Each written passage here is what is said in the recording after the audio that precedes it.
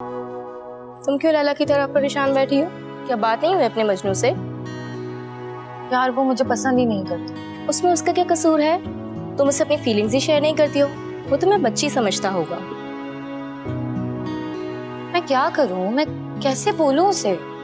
मामा को पता है तुम्हारी, उनसे बात करो। तौबा करो, मम्मा को पता चल गया ना तो उन्होंने मुझे मार मार के हशर कर देना है मेरा। सिर्फ एक पिक्चर मिली थी, इतना हंगामा खड़ा कर दिया। फिर तो एक ही तरीका है। क्या? तुम्हारी खाला तुम्हें बहुत पसंद करती है ना? बहुत। तो बस उनको पटाओ, उनका दिल जीतो, उनकी खिदमतें करो, उनकी गुड बुक्स में रहोगी ना तो एक ना एक दिन अयान भी तुम्हें पसंद करेगा।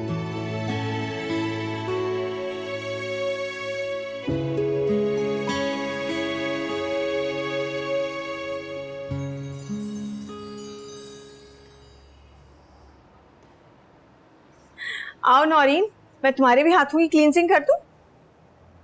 नहीं, जरूरत नहीं। तुम्हें बहुत सख्त जरूरत है। तुमने कभी अपने हाथ देखे? क्या हाल बना रखा है तुमने। बस वक्त ही नहीं मिलता। रहने दो, सारा दिन तो तुम किचन में गुजार देती हो। मैंने देखी हैं तुम्हारी प्रोडक्ट्स, सारी की सारी इतनी ओल्ड फैशन और एक्सपायर्ड हो चुकी हैं बिल्कुल ही। वैसे मैं कल नई प्रोडक्ट्स लेकर आई हूँ और तुम्हारे लिए भी लाई हूँ, अब इस्तेमाल कर लेना। अच्छा, कुछ नहीं तो रश्मिया के लिए जरा अप टू डेट तो रहा करो। बेचारी बच्ची को भी तुमने नौकरानियों जैसे ही बना दिया है।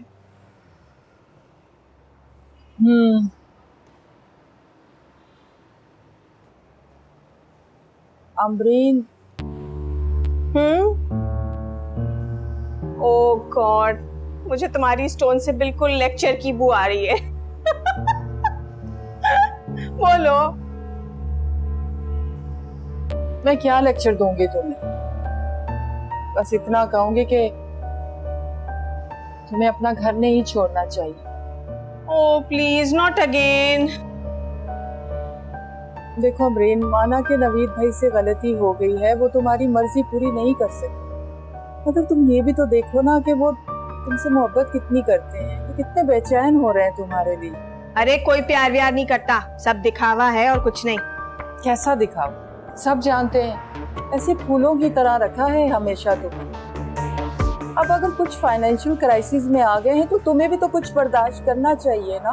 Financial crisis? माय फुट, झूठ बोलता है और कुछ नहीं। और अगर उसने मुझे फूलों की तरह रखा हुआ था तो मैं इस काबिल भी थी, मैं डिजर्व करती थी कि मुझे फूलों की तरह रखा जाए।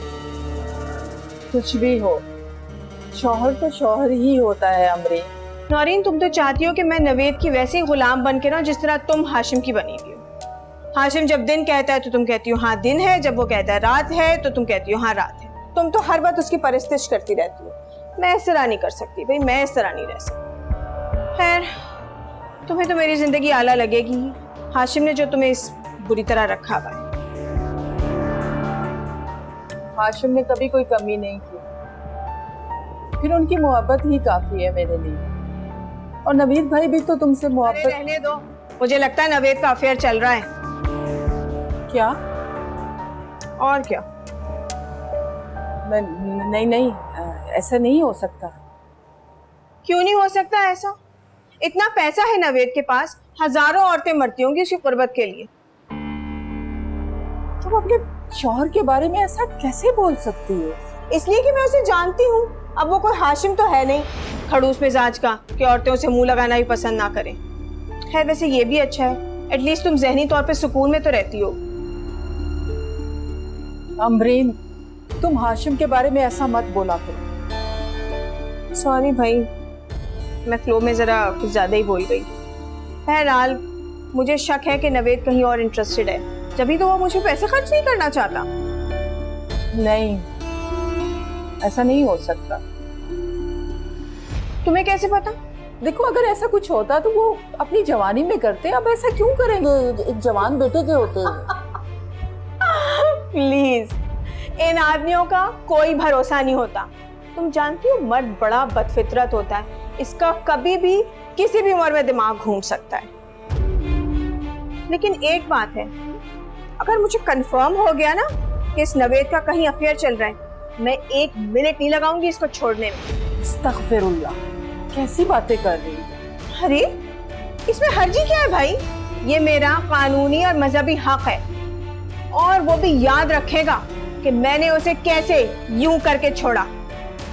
खुदा ना करे, तुम तो दिल दहला देती हो। उस प्यारे